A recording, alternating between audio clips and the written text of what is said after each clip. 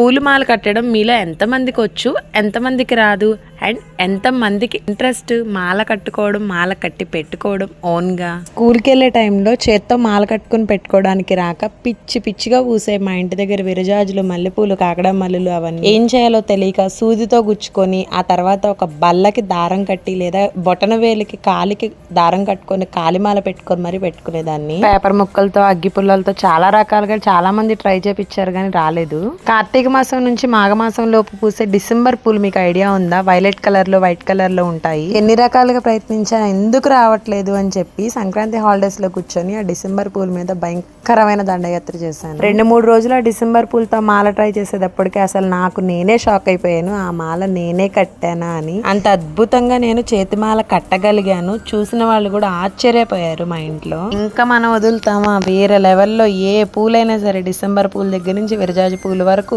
పిచ్చి పిచ్చిగా మాల కట్టడం అంటే ఒక పెద్ద పని అన్నమాట. మనకి ఎంత పని చేసి విసిగిపోయినా కూడా పూలు కట్టాల్సి వస్తే మాత్రం ఆటోమేటిక్ గా నాకే తెలియకుండా ఒక రకమైన హుషారు, యాక్టివ్నెస్ వచ్చేస్తుంది.